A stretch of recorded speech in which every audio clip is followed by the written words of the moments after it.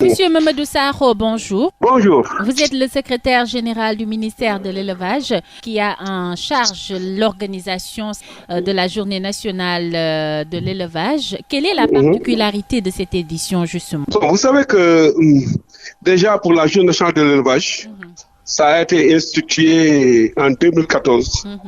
À son excellence, Monsieur le Président de la République, à la suite de la rencontre qu'il a eue, donc en 2013, déjà le 26 novembre, à Doli.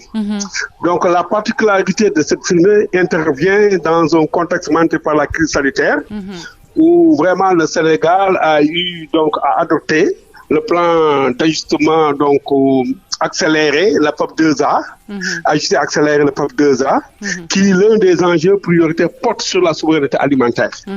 Et quand on parle de souveraineté alimentaire, je crois l'élevage est partie prenante de cette affaire-là. C'est pourquoi le thème choisi par son excellence, Monsieur le Président lui-même, porte sur l'entrepreneuriat et investissement pour un élevage moderne et durable. Donc, vous voyez que c'est un thème extrêmement important, je crois, pour que l'élevage puisse être poussé et faire en sorte que les besoins des populations puissent être donc pris en compte en grande partie à partir de la production nationale. Et justement, donc, quel a été le constat? Pourquoi la pertinence d'un tel thème? Ah oui, non, c'est ce que je dis. Ça veut dire qu'on a dit que l'un des enjeux aujourd'hui, suite à la crise sanitaire, c'est que nous devons faire tout. Parmi les défis, c'est la souveraineté alimentaire. Et qui parle de souveraineté alimentaire dit une production donc de viande et de lait, et donc des œufs, et c'est tout ce qui est produit donc dans d'origine animale pour les populations. Parce que donc, la pandémie a impacté donc sur le chef. Oui, il a impacté aussi bien sur la filière avicole pendant un certain moment, vraiment sur la filière bétail-viande, contre un peu des restrictions. Donc, et voilà que une partie de ce que nous consommons nous vient de l'étranger. On sait que ça devient plus cher parce que le fret est plus cher. Donc, voilà un certain nombre de problèmes qui se posent.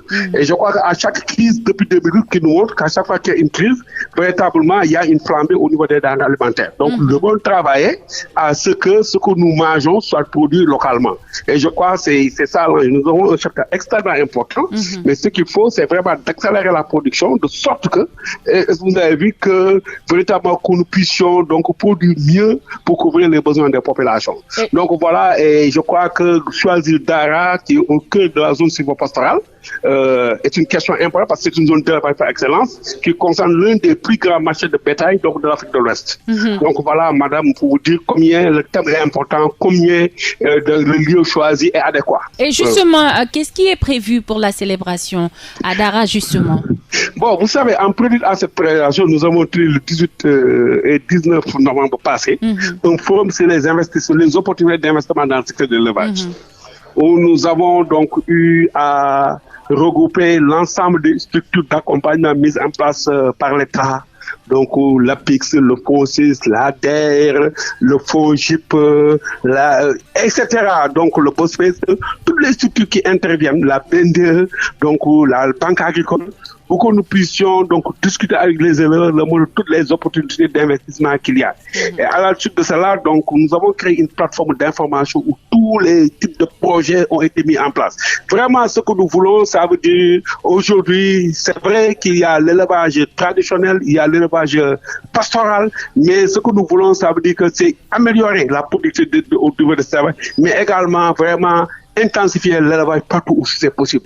Donc voilà les enjeux vraiment auxquels vraiment nous devons faire face. Comme vous l'avez dit, rendre suffisant le bétail aujourd'hui chez nous parce que à l'approche de chaque fête de Tabaski, l'on voit ramener ce bétail hors de chez nous. Il fut un temps, le gouvernement avait promis de faire de sorte que cela soit un vieux souvenir. Où en est le Sénégal aujourd'hui sur cette politique de l'élevage? Je crois que c'est en 2016. En 2016, ça fait que c'est pas en 2016, à l'occasion de la journée nationale de l'élevage qui s'est fixée à Koungheul, que cette question de l'autosuffisance en mouton s'est posée et pour laquelle donc vraiment les maires se sont engagés Et on travaille. Maintenant, c'est pas un travail de mois ou de deux. Pour ça, ce que je dis, l'élevage, c'est pas que j'ai besoin de tant de tonnes, donc j'aménage des terres pour les cultiver. C'est des animaux qui se reproduisent comme nous.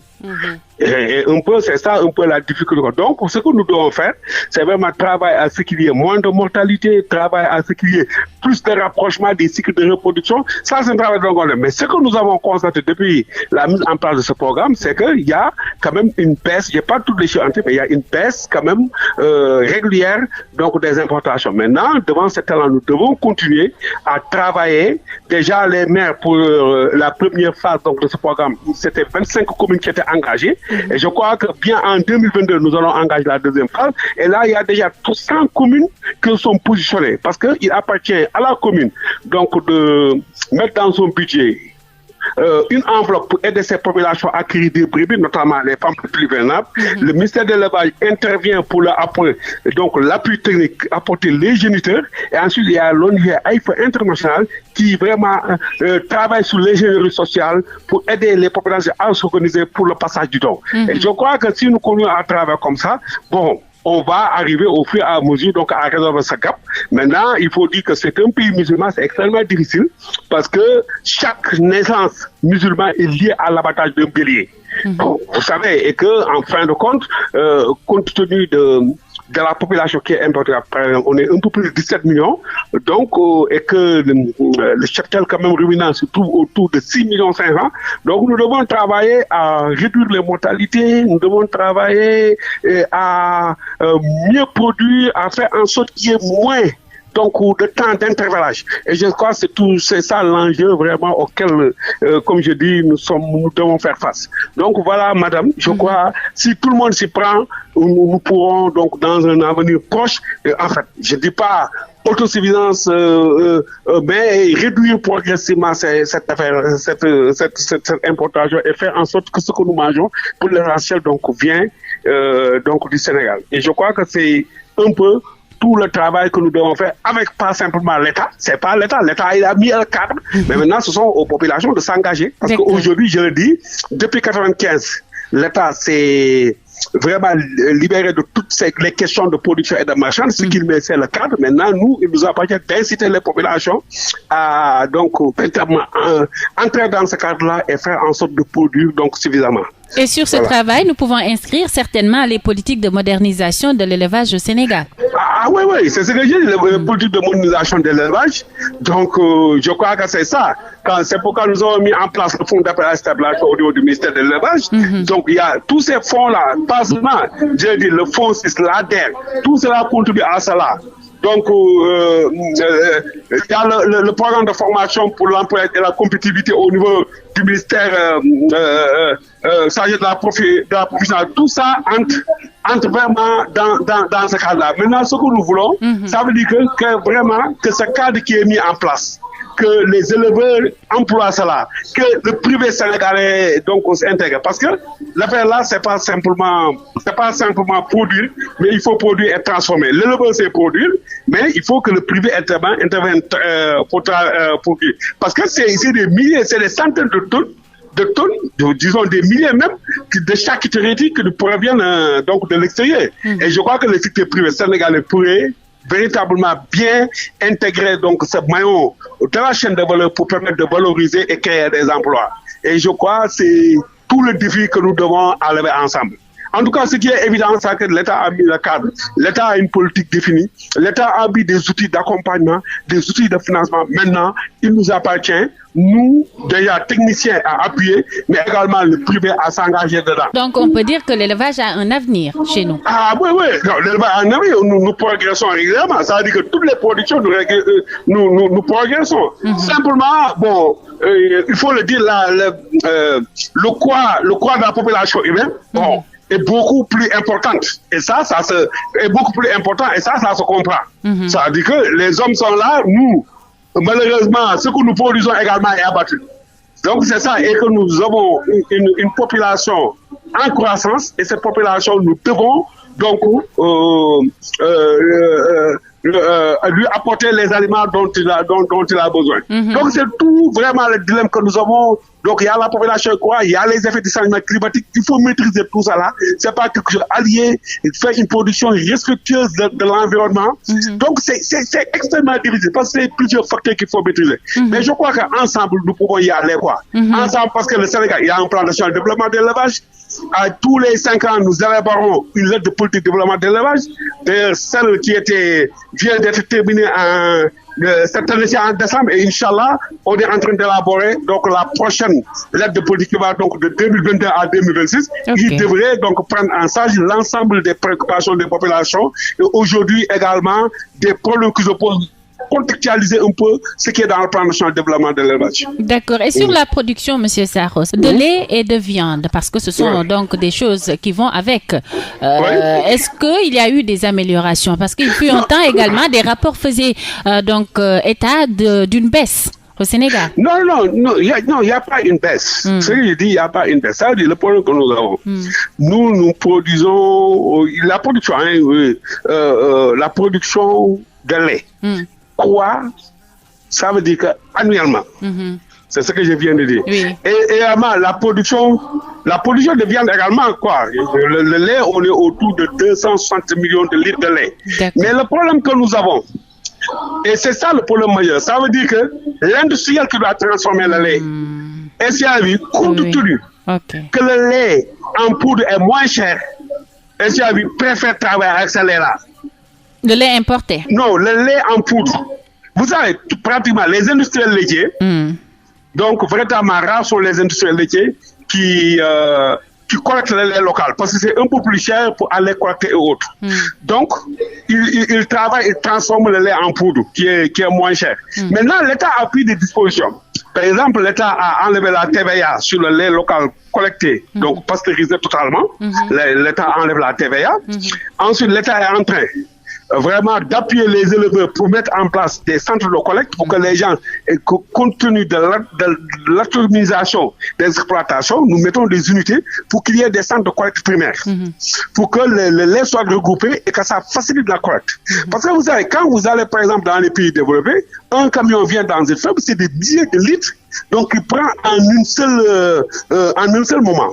Or ici, vous allez donc, les éleveurs ont un peu des exploitations qui sont très éclatées, atomisées, et ça pose le problème de la collecte. Maintenant, il faut que nous puissions donc rassembler donc cette production-là quelque part.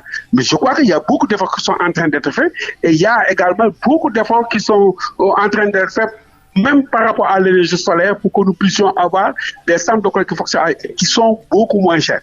Et ensuite, vous voyez, que vous partez à Dara, que vous partez dans le Kolda, mais partout, vous voyez que véritablement, il y a des jeunes qui sont implantés, qui font du fromage. Maintenant, ce que nous voulons, ça veut dire que aider ces jeunes-là à mieux présenter ce fromage-là, à faire en sorte que ce fromage puisse également donc joindre les grands rayons. Et je crois que nous y travaillons, c'est pourquoi déjà son excellence monsieur le président avait dès 2015 mis en place au niveau donc du ministère de l'élevage la direction des industries animales qui est là en train d'appuyer ces industries-là vraiment à émerger. Et je crois que maintenant, c'est un travail de longue haleine, comme je dis, les productions animales. C'est pas comme les productions végétales, c'est des choses qu'il faut travailler donc sur plusieurs années parce que c'est des animaux qui se reproduisent, c'est des cycles de production assez longs. Mais je crois que tout cela, véritablement, comme je viens de le dire, il nous faut donc mieux travailler avec les organisations. Il nous faut des organisations fortes, donc qui portent donc ces politiques-là qui vraiment traversent le temps. Et je crois que ça, c'est extrêmement important. Voilà. La question du vol de bétail, certes, une loi a été criminalisée, mais le phénomène demeure. C'est ça un peu le problème. Bon, moi-même, c'est que nous avons une part à jouer dedans, mais je crois qu'aujourd'hui, le grand problème qu'ont les éleveurs, ça veut dire qu'avec cette loi-là qui criminalise le vol de bétail, oui. Bon, il y a du mal, je crois, dans l'application, d'après les éleveurs, parce que peut-être que c'est souvent le problème de la preuve, parce que vous retenez quelqu'un criminalisé, condamné pendant 5-10 ans, il faut des preuves formelles. Parce que je crois que c'est là tout le problème qu'il y a. Mais comme c'est un problème assez complexe qui traverse le mystère de l'élevage, certes, nous avons un rôle à jouer parce que les éleveurs sont avec nous, nous avons un rôle à jouer parce que nous contrôlons les abattoirs, nous avons un rôle à jouer parce que nous devons également aider à l'identification du bétail. Mais je crois que la grande partie, comme je le dis, c'est aux éleveurs, aux organisateurs d'éleveurs, vraiment de se constituer en comité de lutte contre le vol de bétail. Ce qui est en train de faire, mais ce qu'il faut élargir. Et ensuite, je crois que la sécurité, ils font le travail. Maintenant, c'est arriver à faire une concertation pour que véritablement, quand il y ait un problème, qu'il y ait suffisamment de preuves irréfutables pour permettre à la justice de faire son travail. Et je crois que c'est tout l'enjeu, donc le défi que nous avons et que nous devons. Mais c'est extrêmement difficile. Et je crois que il y avait même un thème, parce que même là, c'est au-delà même du Sénégal. Donc, c'est dans la sous-région. Oui. Donc, c'est un problème qui est là, que nous vivons. Maintenant, il faut, je crois, cette approche donc multidisciplinaire qui va nous permettre donc de régler cette question-là. Nous y sommes, mais c'est extrêmement dur. Il y a une association nationale contre le vol de bétail. Il faut mettre en place ces comités, il faut les animer, il faut la traçabilité des animaux, ainsi de suite. Mais comme je dis, le plus grand, ça veut dire que la plus irréfutable que celui qu'on a pris, que c'est lui qui a volé les animaux. Donc c'est un peu là, je crois bien, le problème qui se pose au niveau de la justice. Mais il nous appartiendra peut-être de voir comment régler ça et les gens y réfléchissent. Et je crois que le chef a donné des instructions pour que aussi bien cela que les conflits entre agriculteurs et éleveurs soient vraiment à l'occasion de réunions nationales, même que nous puissions donc vraiment prendre en charge ces questions-là, donc de manière multiple, dans une approche multisectorielle, vraiment une approche également participative et inclusive pour que nous puissions donc se départir de ces questions-là. Mais j'avoue que ce sont des questions extrêmement difficiles. Mamadou Sakho, merci beaucoup. Merci, madame.